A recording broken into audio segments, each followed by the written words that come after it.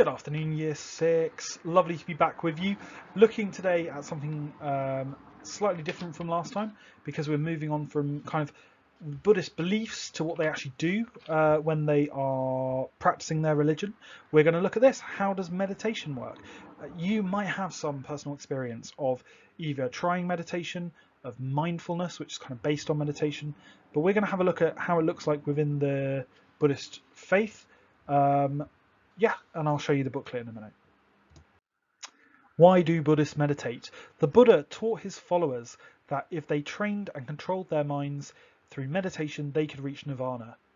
Nirvana is very difficult to describe for non-Buddhists, but it is a state of enlightenment, becoming aware of the world, of the truth of the world, and a state in which suffering is no longer felt. Some Buddhists believe you can achieve it whilst you're here on earth. Some believe that it's a state that you achieve after death, but it is really where Buddhists are trying to get. It's the ultimate kind of level of existence where you no longer feel suffering, where you realize an ultimate reality, see things how they truly are, understand the truth of the universe. Buddhists believe you can achieve that through meditation, controlled thought, and also, the Eightfold Path that we looked at last lesson. So Buddha teaches his followers, just as an archer, so someone who does archery, straightens an arrow, so the discerning man straightens his mind. So fickle and unsteady, so difficult to guard. He is saying you need to practice at meditation. He is saying that you, just like how you would practice at archery, how you would straighten the tool of the arrow and the bow, same with your mind. It's something you need to get better at, something you need to practice at, something you need to almost work against. If your mind is unsteady, if your mind is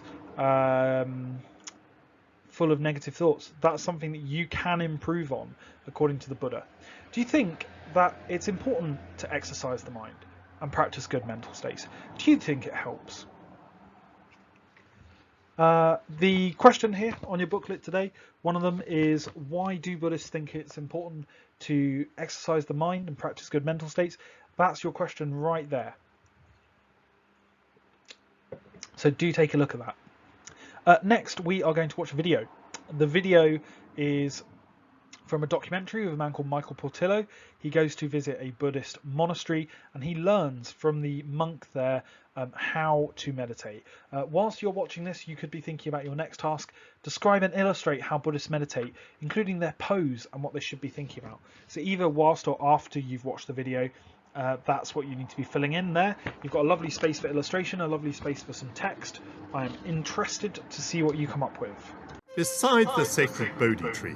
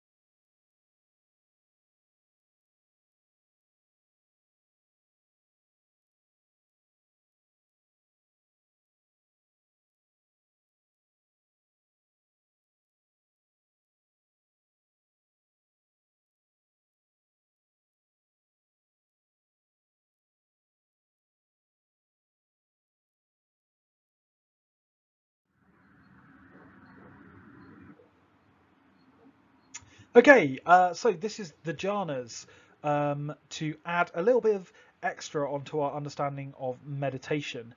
Hopefully you've had a chance to fill out this section of the booklet here, based on the video that we just watched. The jhanas just add a little bit more to our understanding of meditation. A jhana is a state of absorption. I struggle with this word. A state of absorption. Not sure. A state of concentration in meditation. Buddha taught that there are 8 stages to meditation, and in each one the meditator becomes more and more absorbed. So here are the 8 stages. Stage number 1, pleasant feelings. Stage number 2, joy. Stage number 3, contentment. Stage number 4, peace. Most Buddhists believe that through meditation you can get as far as stage 4 quite easily. That through doing a couple of weeks of meditation you'll feel pleasant feelings, joy, contentment and peace. 5 through 8, different story.